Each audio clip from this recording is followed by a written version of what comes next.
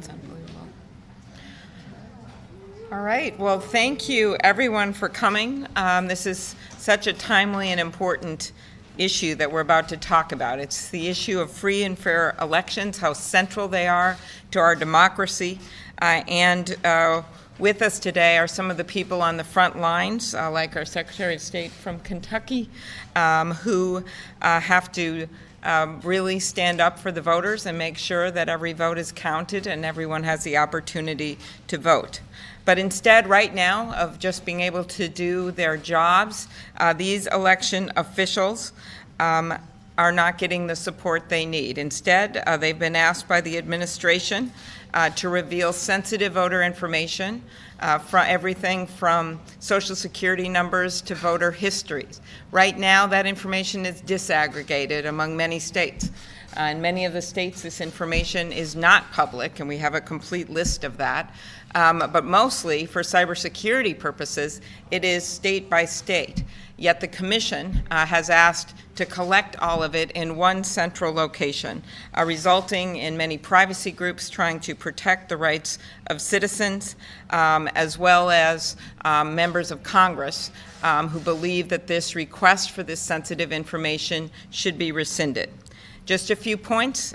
This Presidential Advisory Commission on Election Integrity is a commission in search of a problem. A study recently found that out of 1 billion votes cast between 2000 and 2014, there were only 31 incidences of documented voter fraud. Secondly, as I mentioned, even more concerning is that the Commission requested sensitive information like Social Security, party affiliation, as well as voting history. It was Michael Chertoff, the former Secretary of Homeland Security under George Bush, who recently wrote a column about this, and he said with this request that he's concerned about the sanctity of the data because of the fact that the government, as we know, has been hacked many times. The private information of millions and millions of American citizens would be put out there for all to see. So that is why we've seen 44 state officials, including our Secretary of State of Kentucky, who's here with us today, refusing to comply.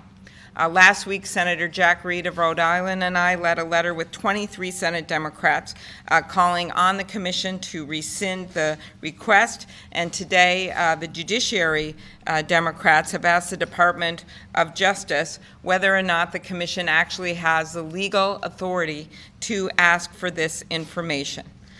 In short, what our states need to do is prepare for cybersecurity threats. We know over 20 states now, from what we've learned that's come out the last few weeks with the Russian hacking information, were subject to some kind of attempts to hack into their vendors or into their state's equipment.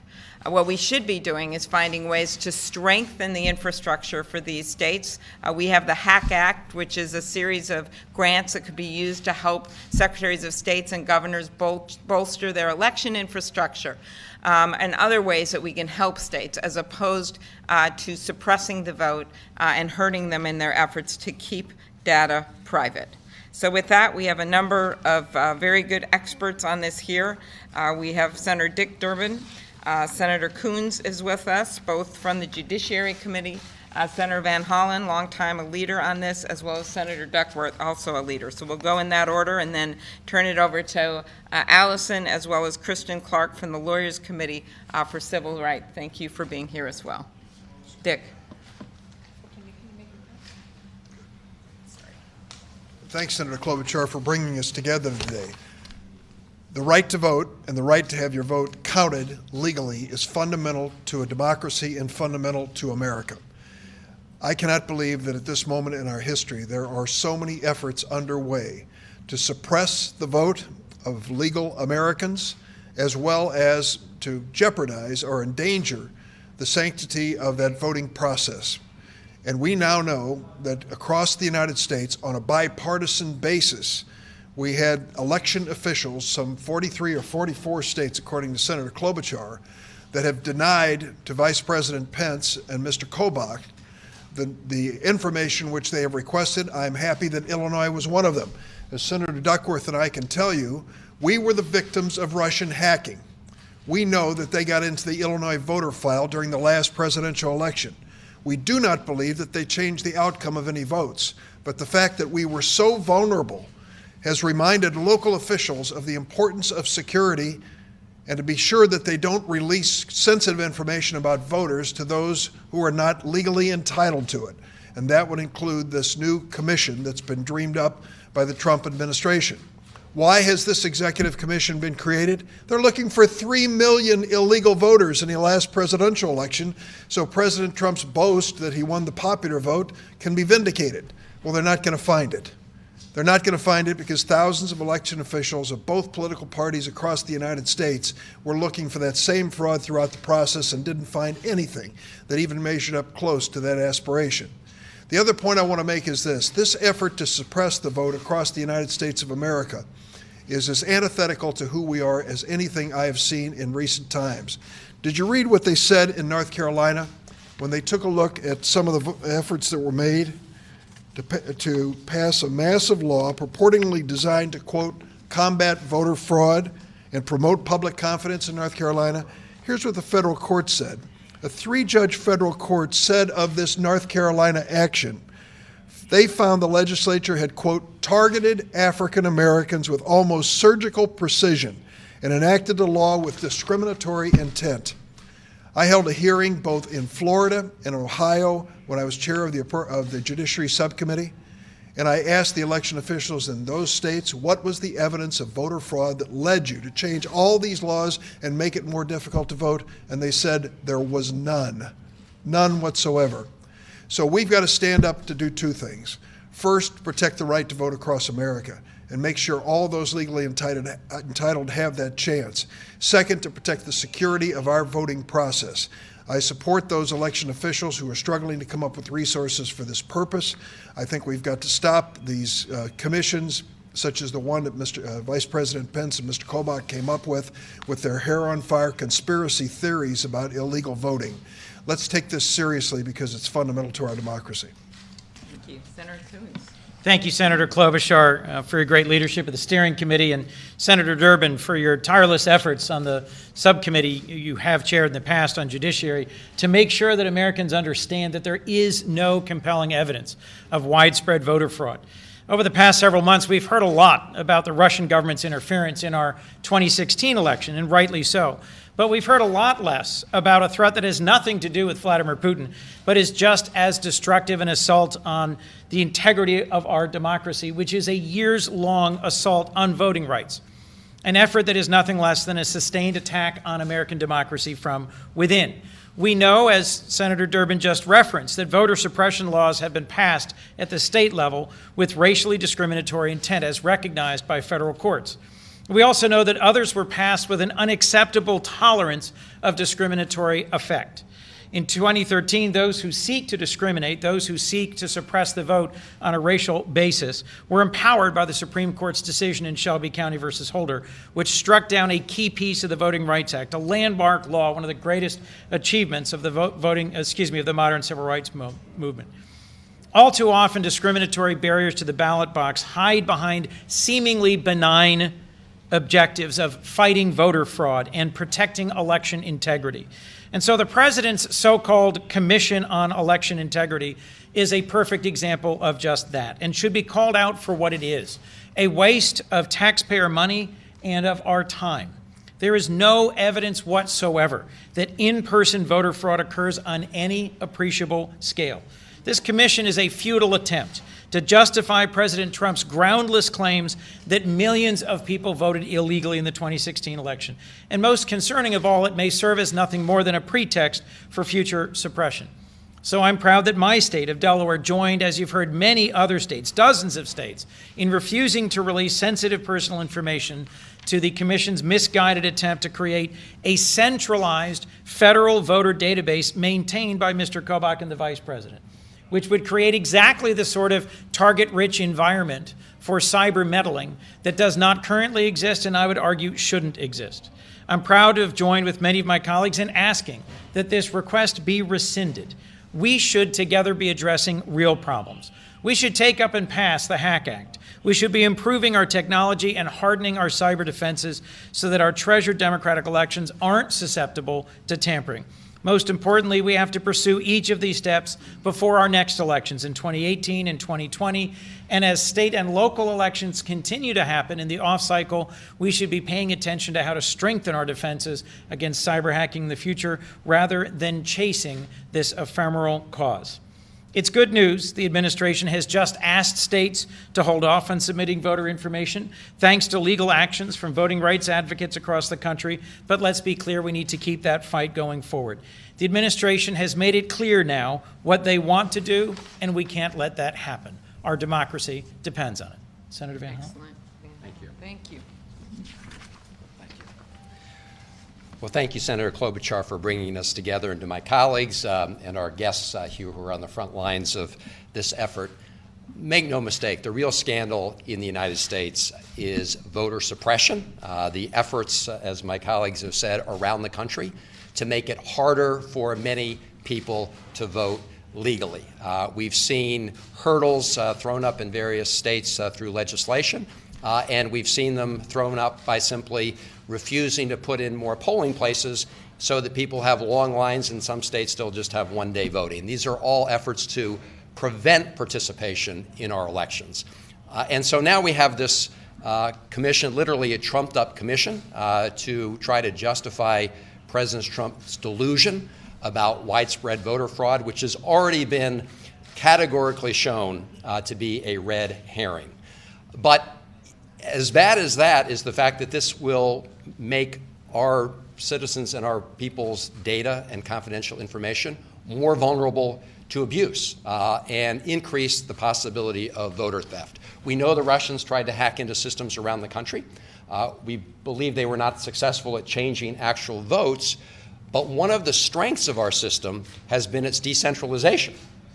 So the response to that, according to this administration, is let's collect all that sensitive information that is decentralized around the country and let's bring it together in one place. That is just a big fat target for anybody who wants to get people's very sensitive confidential information. That's why I'm so pleased that we've seen states step forward and say no. And finally, I would say if you really want to do something about the integrity of the voting process, in addition to pushing back against efforts of voter suppression, we should send a really clear signal that those countries that seek to interfere with our democracy and subvert the democratic process, like the Russians did, will pay a penalty. The Senate has passed, on an overwhelmingly bipartisan vote, a bill to impose sanctions on Russia. It's time for the House to take up that legislation, and instead we're hearing the Trump administration is trying to subvert and undermine that bill. That sends a terrible signal of what the Trump administration is doing. This is a time for unity. It's a time to put patriotism over partisanship and do the right thing. And so I'm really pleased now to turn it back over to Okay. Thank you. Thank you, Chris. That's great. I'm going to try not to run over my colleagues. All right, here we go. Thank you so much. I want to thank Senator Klobuchar for inviting me to speak today. I also want to thank state officials from all across our nation who have refused to comply with these intrusive and illegal requests from President Trump's Voter Suppression Commission. Yesterday's announcement that the commission is pausing their work made it clear that they were not prepared for the public outcry and legal scrutiny that they received. As my colleagues have pointed out, their request of personally identifiable information on every voter in the country is disturbing, but it's also an indication of misplaced priorities. Instead of focusing on the very serious threats to our democracy posed by known foreign attackers on our election infrastructure, this commission appears to be attempting to manufacture false evidence of massive voter fraud to justify voter suppression. And I can't help but think back to 2005, when I was laying in my hospital bed, watching as the Bush administration came and visited those of us who were wounded warriors and brought in pictures of Iraqis with the green thumbs, so proud to vote. who were for the first time able to vote freely, and minorities, Christian minorities could vote for the first time in many areas. Women could go vote. Marginalized groups could go vote finally, and it was thanks to the sacrifice of American troops. And I was so proud. Boy, it's not been very long, and now we have a commander-in-chief who's spearheading the effort, putting the might of his office behind an effort to take away the rights of people to vote through an illegal action. Let me tell you, what we should be focused on is the fact that Russia attacked our nation. They stole voter files from the state of Illinois, and they are meddled in our election, and we know that. Yet the president has done nothing about this. As if that wasn't bad enough, this commission's request also violated a federal law that protects state and local governments from unnecessarily burdensome requests from the federal government. That statute, the Paperwork Reduction Act, requires the executive branch, including the Office of the President, to get permission from the Office of Management and Budget before they send information requests to groups of more than 10 people at a time. The law helps ensure that there is justification for requesting information and that we know how much money a request would cost. The Trump Voter Suppression Commission did not get approval for their request, so states that comply would be rewarding a violation of federal law. That's a dangerous precedent to set, especially under this administration, where various members have already broken federal ethics rules, violated the Constitution's anti-corruption emoluments clause, and reportedly under investigation by a special prosecutor. Especially after yesterday's news and this morning's news, I hope every state in the country does not comply with this request, if only because they would be aiding and abetting a violation of federal law. Thank you so much. And it's now my very great pleasure to introduce the Secretary of State of Kentucky, Secretary Grimes. Thank you very much, Senator. That's amazing. Thank you. All right. Welcome. Well, thank you all very much. I want to thank Senator Klobuchar for bringing everybody here together today. It's a privilege to join you from the Commonwealth of Kentucky. Back in 2011, I could never have imagined that secretaries of state nationally, let alone myself, I'm in my 6th year of serving as Secretary of State, that we would be the front lines of protecting national security for the United States of America. That's the position that secretaries of state across this nation now find themselves. It's one that I know Senators Joe Manchin and folks here in this Capitol recognize. It's the reason why we are here today. My opposition on behalf of 3.3 million Kentuckians to the inappropriate collection of very sensitive voter information, from your date of birth to your party affiliation, your voting history to your social security number. Well, it's well known and it's well quoted now after these past several days that we've had to digest the request that the Trump administration has sent to secretaries of state nationally. I'm just coming back from a convention where secretaries of state convened in Indianapolis, the backyard of our vice president. We did not have an appearance from Secretary Klobuchar with which to get information about why this request and need for sensitive information, coordinated effort was conducted. But I can tell you that my colleagues across the nation, across the aisle, this is something that the Trump administration has united Democrats and Republicans on. They're sticking to their guns. There is no Secretary of State in this nation, chief election official, who is fully complying with this request. The reasons, obviously, state law, especially information laws by state, vary. But most importantly, chief election officials across this country, secretaries of state, believe undoubtedly and with wholeheartedness in our Constitution, which leaves our elections and especially the registration of voters to the states to run. Importantly, as you heard senators here today mention, one of the biggest assets that we have for election administration here in this country is that our elections are left to those states and our efforts are decentralized. It's why the headlines after the 2016 election, instead of just interference, if we go down the path that the Trump administration is suggesting, you could have outright disruption being the headlines. That's not what I want. That's not what my colleagues across this nation want. And indeed, the collection of data wasn't necessary in 2014 for Bob Bauer and Ben Ginsberg to lead a bipartisan coalition to put forth great suggestions on how we approve our election administration, and it's not necessary now. Why am I here today with each and every one of you? Because this legislation that we have Senator Klobuchar leading, it's the kind of work that state officials want to see and engage in with federal officials. It's the cooperation that we need in order to maintain the integrity of our elections. We need more information, not data collection. Personally, my hope is that we will see this legislation pass the Senate and go to the House, and I'm here today to lend my support for that effort, to thank the senators for their assistance in making sure that we can have the information we need to improve our cybersecurity efforts, the federal grants being available, and importantly, that we can continue to break down barriers to the ballot box so every eligible American can be a part of this democratic process. So thank you all very, very much. Thank you, Senators. Thank you. And next, very good. Next, Kristen Clark with the Lawyers Committee for Civil Rights Under Law. She's the president and CEO. Thank you. Thank you. The national response since Chris Kobach solicited the personal information on more than 200 million voters across the country shows the power of speaking out against threats to democracy and the need for transparency in the Commission's activities. I'm pleased to discuss with you briefly a series of legal actions that the Lawyers Committee for Civil Rights Under Law has taken to combat this administration's so-called Election Integrity Commission. We intend to use every tool in our arsenal to bring about the termination of the Pence-Kobach Commission. This is one of the most vicious attempts to promote voter suppression at the national level that we have seen in modern time. Yesterday, the Lawyers Committee for Civil Rights Under Law filed a federal lawsuit against the Commission for its failure to operate in a transparent manner as required under the Federal Advisory Committee Act.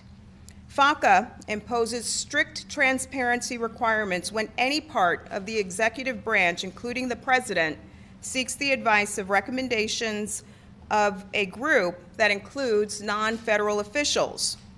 Congress imposed these requirements to prevent the surreptitious use of advisory committees by persons seeking to advance their own agenda.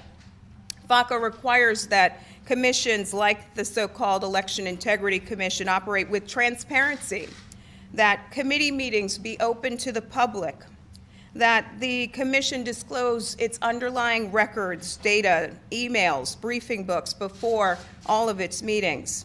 However, here, the commission conducted a meeting on June 28th with no public notice, where they presumably came up with the ill-conceived plan to solicit information from 50 states on more than 200 million registered voters across the country.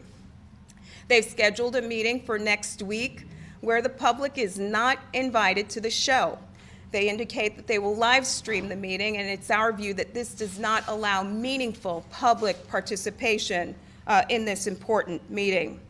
We filed our lawsuit to stop the meeting that's scheduled for next week, Tuesday, to require that the Commission shine sunlight on its activities so that the public can understand how it intends to operate and use the data that it now solicits from 50 state election officials. We're deeply concerned about the henchmen that are leading this effort. Chris Kobach, Hans von Spakovsky, Ken Blackwell, Christian Adams. These are all individuals with long track records of spearheading voter suppression efforts across our country. We are also deeply concerned about the chilling effect that we have already seen since this commission has been launched. Officials in Arizona, North Carolina, Colorado, Florida, all indicate that voters have called to withdraw their registration because of fears about what will happen when their personal information is released.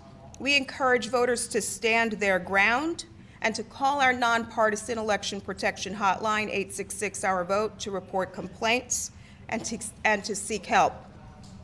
As Congressman John Lewis so often reminds us, voting is the single most important nonviolent tool that we have. Voters must speak up and urge their statewide election officials to reject Mr. Kobach's request for personal information in its entirety, And we call on the administration to disband this dangerous and misguided commission. Very Thank good. you, Senator Thank you. Klobuchar, for your leadership. Okay, questions? Isn't this all a matter of public knowledge anyway? Are these not records of Oh, the no, no. American public? And shouldn't they be under the Voting Rights Act in the mid-60s? Right. Okay, first of all, states that don't release their Social Security numbers, there are a number of them that don't, including my own state, California, Arizona, Nevada, Utah, Wyoming, South Dakota, Texas, Indiana, Alabama, Georgia, Florida, North Carolina, Virginia, West Virginia, Vermont, North New Jersey. Let's keep going. States that don't release birth dates include Minnesota, Arizona, Utah, Wyoming, South Dakota, Wisconsin, Indiana, Georgia, North Carolina, Virginia, and Vermont. So the point here is that some of the data, some of the states, which the Secretary of State could back me up on, some of them have part of it's public, some of it don't. So that's your first answer. The second answer is, why would you aggregate this in one place when we've already had a number of instances of the federal government being hacked into, when some of our best companies in America have been unable to protect their own data? Would we decide to take all of this voter data and put it in one place when in fact this is a commission in search of a problem? Isn't it also available to the Attorney General with just a request, again, under the Voting Rights Act? This is non-public data, and that's why you have several lawsuits that have been filed, one of which, by the way, is being considered by a court that talks about the fact that you should have a privacy impact statement before you make a decision, the government does, to bring in this kind of data. And that didn't happen in this case, in addition to the privacy issues and the transparency issues that Kirsten just raised. So there are many reasons that you don't want to go there, and that's why you have someone like Michael Chertoff, who is Homeland Security Secretary under George Bush, coming out and making clear that this is a bad idea from a security standpoint, in addition to the questionable legal grounds. Has the commission said what they want to do with this data, and what do you think they want to do with it? They have not, in fact, two of the commissioners. You want to go up? They have not. Obviously, the secretary from Kansas was not with the national secretaries at our meeting in Indianapolis this weekend, nor did we get a visit from the vice president. We were in his backyard. We had two commissioners with us, Secretary Lawson and Secretary Dunlap, Indiana and Maine, respectively. And the understanding is that there was a request to put forth a letter, none of which any of the commissioners saw before it actually went out, drafted by Secretary Kobach, and that in terms of why the data was needed, there was no discussion on the conference call. They did not want to violate any substantive discussions in federal law by the discussions that they would have according to the commissioner. So we have no information, nor have the secretaries been provided information as to why coordinated nationwide voter file information would need to be collected. Right, but there was a conference call among the commission members, and they signed off on this basically. That's our understanding. Obviously, you have Twitter, 140 characters at a time, that the president continues to tell us why he believes such a commission is necessary, and that's where secretaries of state across the nation are left for reference. But if I may, but that is precisely why we filed our federal lawsuit yesterday. There has not been public disclosure about what this commission intends to do or how they intend to operate. So it's our view that this meeting next week cannot go forward until this commission discloses data, records, emails, and documents that shine spotlight on what it's doing and how it intends to use voter data. We expect the court to rule on Friday or sometime thereafter. This meeting is scheduled next week, so time is of the essence. And remember, the only thing that's happened is they've put a hold on putting the data, has been pointed out. They haven't rescinded their request by any way. Question. So you guys are represented by each of the elected states. The District of Columbia doesn't have anyone in the Congress, Senate side, to represent them. Would it be a good gesture to reach out to maybe representatives of the District of Columbia where there are voting citizens in the U.S. but don't have representation here, who will be concerned about their vote and how it may be portrayed and what you all could do? I think that would be an excellent partnership to kind of even bring that lack of having representation to the forefront. Secretary Lauren Vaughn is a part of the National Association for Secretaries of State, and she shares our concern with the request for personal sensitive data and the need not to compromise that for an individual's insecurity and losing the popular vote. I mean, Washington, D.C. Yeah. Yes, Secretary Lauren Vaughn is the Secretary of State for D.C. Yes. I know you guys have a lot of specific objections to the way in which this commission is going about what it's doing, but do you think, given the comment of President Trump that millions of people voted legally, does that like hopelessly taint this? I mean, is there a way to do this right? Given that? Does the name Gerhard Langer ring a bell with you? Gerhard Langer was his source, former professional golfer, who supposedly said, quoted by the president, that there were illegal people voting in line in front of him. When he went back to Mr. Langer, he said, I didn't see that, and I never said that. So this has been completely contrived from the start, this notion that somehow 3 million voters escaped the attention of thousands of elected officials across the United States. And that was the premise for why this commission was created on an executive basis. So I join with the skepticism that's been expressed here. If there is a serious concern about voter fraud, and I don't think the statistics back that up, but if there's a serious concern, there's a way to do it. A truly bipartisan group that comes together, a commission with statutory authority and spells out, follows the law. Do you realize that there are 7 members of this commission that's been appointed by the president? Only 2 are the minority party. It's a partisan commission, and it's created for a partisan reason. And there's a built-in skepticism based on some of the representations made by the president. And how can you explain having such a commission without doing something on cybersecurity for the states and supporting our bill to help the states to build their security? So there's really 2 issues going on. One is this commission, which we pointed out all the incredible flaws and danger to the privacy of the American people. But the second is that they're not working on the issue that is right there before us, when we've just learned that over 20 states have had attempts made by Russia to hack into either their election equipment or their vendors' equipment. And not even the states have all that information yet. Okay. Okay, thanks. I've heard reports in Colorado of people trying to deregister, maybe temporarily, maybe permanently, because they're worried, I should say paranoid about the implications of this. Have any heard of that in your states? People calling off and saying, how do I get off the road? I don't want to be swept up in the driving. Yeah. The Secretary from Colorado, those reports have been out there. They occurred over the weekend while we were in Indianapolis. I've not spoken with him directly. There is obviously a chilling effect. When you talk about releasing sensitive personal information, and whether it's in its entirety or parts or pieces, what we know in this day and age of cyber hacking is if you have a portion or a part of an individual's personal information, you can reverse engineer about anything. You're putting individuals' personal information, their lives, in the hands of one place that we know isn't secure, a website. They wanted us to upload information that, as of the time of the request, wasn't even working. And it's got folks worried. It's caused confusion and chaos and a lot of concern, and I think that's why you're seeing outreach and, most importantly, a united front from Democrats and Republicans. When you have no Secretary of State fully complying with this, that should send a message. This commission has gotten off on the wrong foot and is requesting the wrong information. I think one way to think about it, if you hear about a business that's had a major cybersecurity breach and you decide to just keep going over there with your card and putting it in their machine, would you really do that? Maybe not. That's why businesses that get hacked into get so concerned, because the data is going to release and they get decrease in their customer traffic or they decrease to their website. Imagine doing this to voters. We just can't do that. Okay, anything more? Tammy, do you want to add anything before you have to leave? Thank you for being here. Okay, one last question. Sure. Senator, you cited, some of you all cited Republican support at the state level for this effort, but have you gotten any Republicans here in Congress to sign on to your letter to the Justice Department or to sign on to your legislation?